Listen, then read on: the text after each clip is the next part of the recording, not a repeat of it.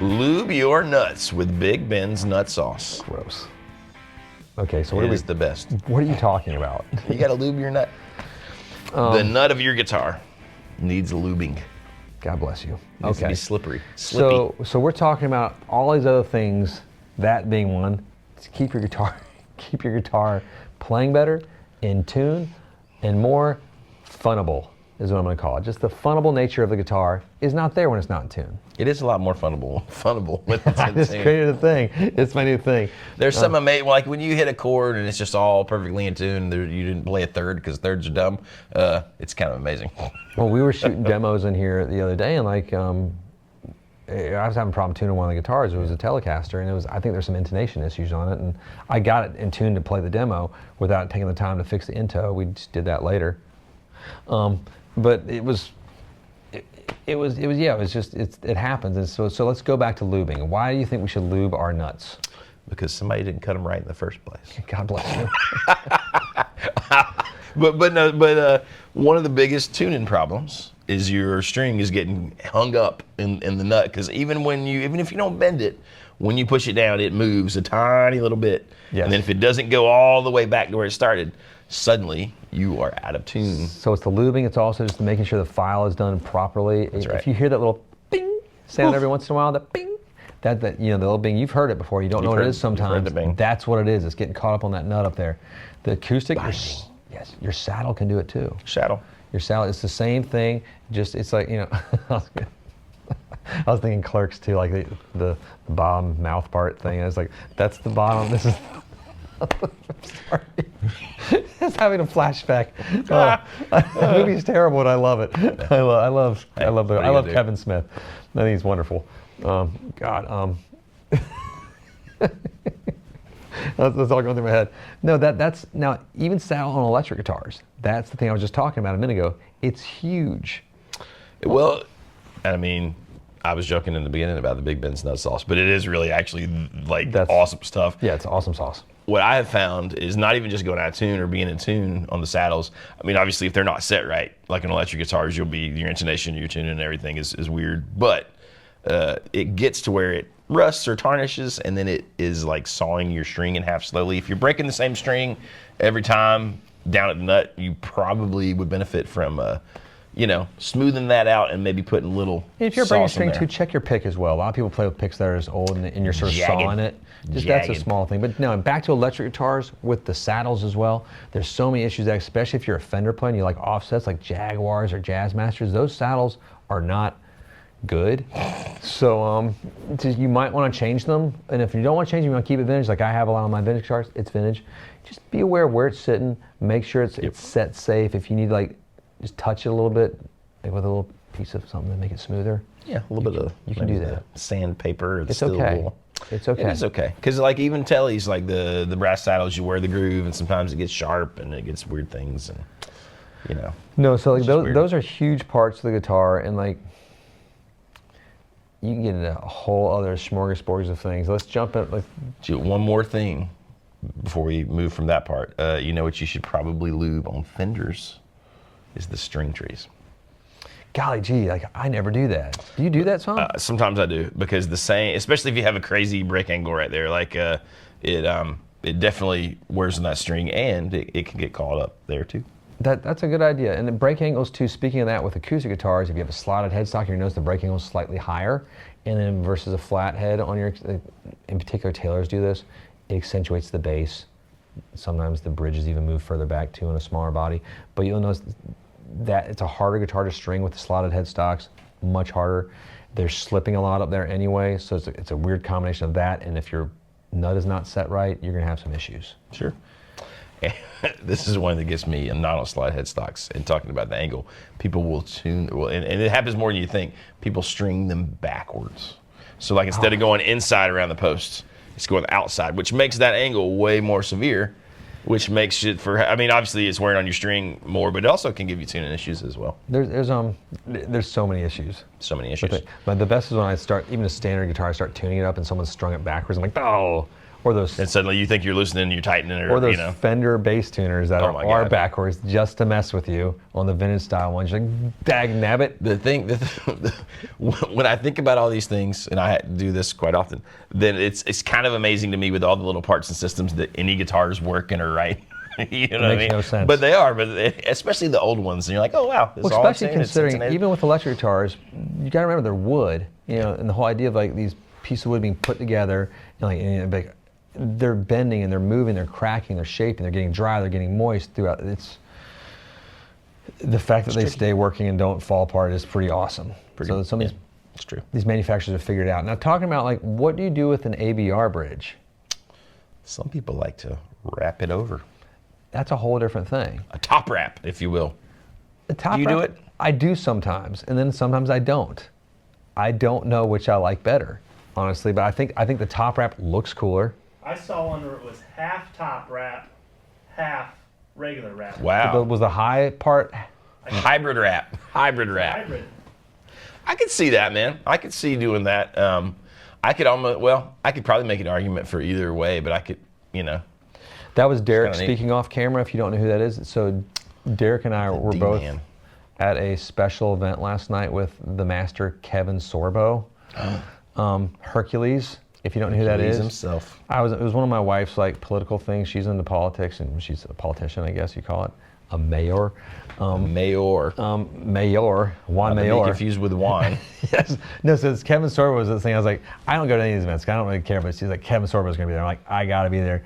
That dude's still gorgeous. He's tall. I asked him to take his shirt off. He considered it. And he's like, I can't. There's a lot of people around here. I don't want to cause any divorces or I didn't want to anything. make him feel bad. That's what it was. No, he's like, I just don't want to make everybody feel horrible. Yeah, that's what I'm saying. But what a cool dude. If you had, what's funny about Hercules too is like I started looking this up too. When that was on, that was the most watched show in the world. I remember it being a thing, right? In like 100, I forgot the stat I saw. It was like 127 or 130 something countries.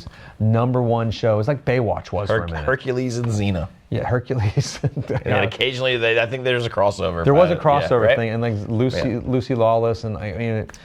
They existed in the same universe. He makes tons of movies right now. It's like he's done a bunch of great Christian films like lately too. Yeah. Yeah. So it was cool. It was cool meeting him. Like I really wanted the signed picture of him as Hercules. Did you get one? No, I bought. No, it was a raffle. I bought $50 in raffle tickets to try to get it. I was like, Probably cheaper just to order one on eBay. I know. There's all this other dumb, but it was funny. It was all this Yeah. other dumb crap. I was like, I don't want any of that stuff. I don't want any politician pictures or one of that. Ugh. But I want that. That's awesome. I'm gonna hang that in a place of pride and joy. Anyway, so that Kevin Sorbo can help with any issues of your guitar maintenance. I think. God bless him. He's a God nut bless luber, America. is what you're saying. No, the actual, and here's a part with your tuning of your guitar that's vital that a lot of people don't check is the actual tuners. Yeah. Especially within vintage guitars, but not always. Some new Not guitars always. have just bad tuners. It's okay to upgrade That's them. true. If you look at all the old Gibsons, they pretty much were all, people would swap the tuners out all the time. I love the vintage Gibson tuners. I think they look cool, they feel cool. But you know, we've all seen those screw holes on the backs of Les Pauls. The other ones sort of hold better. Like Grovers or, you know. Well, our young chap Zach Person out there, who is a Gibson artist, he's swapped a bunch of his. I remember he put some freaking Godot tuners on one of his guitars, which looked crazy. I was like, man, that's nuts. I remember it was a thing for a while. What were those things called? Spurzels. Mm-hmm. And I would get a guitar and be like, I gotta put those Spurzels on there for locking tuners. But the funny thing about that, all those guitars that I put Spurzels on that I thought would stay in tune better never stayed in tune No. better. Because it was always in the nut. Yeah. I mean, but it is the tuner sometimes. That's why the video is called. Try your nut first. You know, Lube your nuts. Spit on it. Yeah, you got not Talk repeat. to us. Spit on that thing. You got Protect the Neck is also from the Wu-Tang Clan. You gotta know it's a great song. It's but no, it's the nut is so much more important than we think. Because we're often looking for other problems and other issues in the guitar. So much can be solved there, and that's why it's so expensive too. When you want to have a luthier build you a new bone nut, it's not cheap. He's usually hand shaping it. It's true. And trying to fit it to the guitar. Now here's the trick though. Some people have their guitars worked on them, fixed by luthiers, and it's done to your spec. And that spec might be you want those strings so astronomically low that any normal player cannot Right. play that guitar anymore. It's so buzzy, and I don't know how.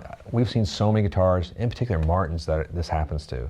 Come back in the shop for resale or setup, we're like, we're going to have to replace the saddle. Yeah, because the they're saddles- just down too far. You know, It's just people, there's bottomed out. before you do all that, check your truss rod. And before you even do that, let your guitar just settle. Just let it be sometimes. It is kind of amazing what sort of sorts itself out if you give it a minute to acclimate. To It where might be a month. It might be the winter right now. Your guitar neck's going to do something. It's true. It might be summer when you're watching this, and your guitar neck's definitely going to do something if you live in Louisiana. You got the Cajun weather coming in, or you're in Houston, where you got the Cajun weather coming in, I call it. That's Just ask Steven Seagal. He knows. I love him. He's got. Is he he's got still a- a cop down there? Sure, I like to think he Like, is. there's a chance you could I get like to pulled think he is. over and it's Steven Seagal. That would be amazing. Imagine if he pulls you over. Hey, He's you got roll- like a roll down the SRV, replica Strat in the I back. just imagine his flashlight and they're just like, hey, can you mind rolling down the window? He's like, I don't want to have to kick you. Playing with his thumb. Does I it. would want him to kick me. He just like, the way he moves his arms, like, I don't want him to like break my arm because he can do that looks anything. horrible. He's a god That's amongst true. gods. But I think it'd be worth it just to be like, man, Steven Seagal kicked me this one time. I was That's how they're watching this Chuck Norris interview and they were asking him about like, did Bruce Lee ever want to like fight you? He's like, well, no. I was like, I'm a professional fighter. He's a great actor, and so that's why I love Once Upon a Time in Hollywood. If you haven't seen it, Quentin Tarantino's movie, it's one of my favorite movies of Quentin's. There is a Chuck Norris interview that popped up for me the other day where they're asking him about Steven Seagal and Jean-Claude Van Damme. Oh Lord. And he says that Jean-Claude came and trained with him for like a year, and that he was like real deal. He was a great martial Yes. artist. And then he said something about he didn't disparage Steven Seagal. He is Chuck Norris. He doesn't need to. But the guy said, would he? I guess there was a thing where Steven Seagal would like step on your instep and like hurt your foot. Ow. Well, that's like a thing. And he said, would Steven Seagal do that to you? And Chuck Norris just deadpan. He's like, he wouldn't dare. I was like, damn. Okay. My kids know the whole Chuck Norris thing. Oh, Like, that's when amazing. Chuck Norris is like in Chop Down Tree with this thing. Yeah, we of do that course. with them, so they've never really seen Chuck Norris. But he's a legend. But he's a legend. So when we do start watching, the movies, they will understand the greatness of Chuck. Which again, so it's Chuck Norris, Kevin Sorbo. There's a lineage of this. Like Jean-Claude Van Damme fits in there too. It's like the demigods of guitar players. Bloodsport might be the greatest movie. I love that movie so much. It's not good, but it is Time amazing. Cop is amazing when he does Time the Cop's split pretty over good. the I electric just love kitchen floor. Bloodsport. The Kumite. Bloodsport's really bad. The Kumite Go is back bad, and but it's watch it. amazing. I love so it. bad. I have it memorized. I love it. It's a horrible so film, but I much. love it too. Frank Dukes, and then you can go down the rabbit hole of like who Frank Dukes is, like for real, and it's like, oh, weird. No, Yeah, okay, so just back go to it. guitars. Sorry, we got distracted there for a bit. So we pretty much covered that: the nut, the saddle, the bridge, how it's set up too in your electrics, your string tree, your tuners. But the most important thing that we said a minute ago before we got into Chuck Norris rabbit hole, I'm sorry about that. I'm not sorry. Me neither, honestly. apologies. Is just let your guitar be sometimes. Sometimes it needs a little time. Now, I've seen this a lot lately in the past 2 weeks. I've seen a lot of guitars come in here where people want to get the bridges fixed. I've had to send them off to our dear friend Alan Ashdown for that one. He's a great local luthier. But the body of an acoustic guitar sometimes starts to warp in, and you'll see the waves. You gotta look at it from the side and see that it's not just the bridge. The bridge is gonna have to probably come off, be reset, maybe heat, and get that body, this top straight again. Yeah, that's right. There's so many issues there too, and it's a lot of older guitars that people will buy, like that they got a good deal on, that are gonna need a good deal's worth of maintenance to get it playable. So that True. good deal Very now true. became what you were gonna pay for it. Yeah, so just patience and check those basic simple things. If you have any more fun words to add to what we started this whole video with, please do in the comments. I'm confident. We do read them all, and I've gotten to where I've been responding to quite a few, and I love it. Everyone's been so awesome and so kind, and it's just been fun to say hello. And yeah, it's usually me. If you hear something, I'm usually right back because I don't have a life, and I like to talk to people that are nice to me. That's it. Got any more things? That's it. That's the Okay. end. Click like, subscribe. Hit the bell. Enjoy your day, play guitar, have fun, eat pizza. Are we eating pizza? I don't know. I'm feeling Bojangles now.